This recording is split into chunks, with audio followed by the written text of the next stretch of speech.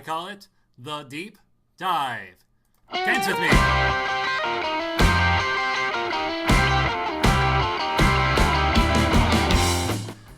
Now, there are a great many comedy troupes that have gained fame throughout the ages.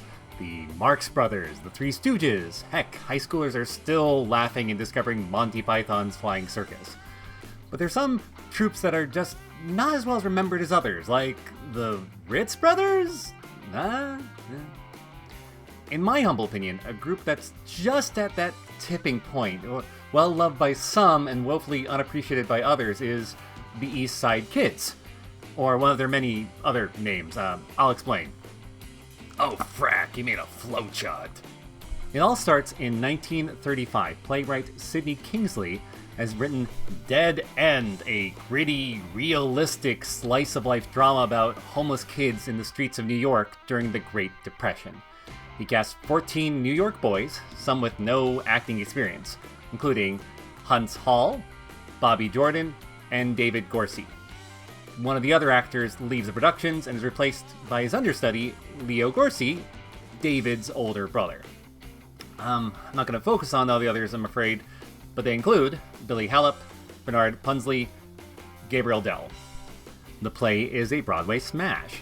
Producer Samuel Goldwyn sees it and buys the movie rights, and it's distributed through United Artists. They audition a slew of kids in California, but they don't get the right vibe, so they hire as many of the young Broadway actors as they can and bring them to Hollywood. And they sign a 2-year contract, allowing for other films. Good news, the movie's a hit. Bad news, the boys are absolute menaces. To quote Wikipedia, boys ran wild around the studio, destroying property, including a truck that they crashed into a soundstage. Goldwyn wanted nothing to do with them, and sold their contract to Warner Brothers. Warner Brothers made about 6 Dead End Kids films that were crime dramas. They tried rebranding them as the Crime School Kids, but that name didn't stick. As a pretty clever setup, you have the kids serve as a foundation and have a rotating cast of stars to headline it, drawing the audience in. This includes Angels with Dirty Faces, starring James Cagney, Pat O'Brien, and Humphrey Bogart. Not bad. In 1939, Warner Brothers released them from their contract because, you guessed it, they're backlot shenanigans. Meanwhile, Universal Pictures saw how well Dead End films are doing and thought, let's make our own version, The Little Tough Guys.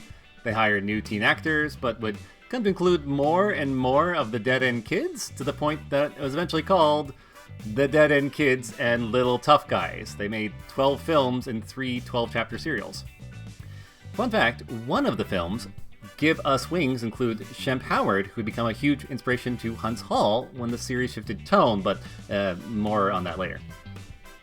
But why have one copycat series when you can have 2? That's right, in 1940, Monogram Pictures wanted their cut of the tough kid pie and made their own knockoff gang, the East Side Kids. And you'll probably guess what happens next. Shenanigans? Nope, the other thing, but I'm flattered you were paying attention. Oh, I'm especially good at remembering needless mayhem.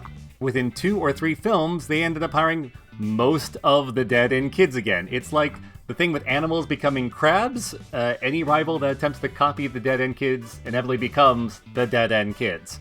However, notable new additions to the East Side Kids were Ernest Morrison and Donald Haynes, who were 2 veterans of the Our Gang silent shorts. But unlike Warner Brothers, there'd be no star headliner. Monogram Pictures work fast and cheap. They didn't want blockbusters, they wanted low-cost films with a modest return. For example, in the film Boys of the City, they filmed in the soundstage known as Gower Gulch. One adult actor, paid only $66 for the 5-day shooting, said, "It was Gower Gulch bottom of the barrel. The cliche in Hollywood at the time is, if you're working in Gower Gulch, you're either on your way up or your way down. There's lots of ad-libbing, lots of one-shot takes. It's kind of a mess."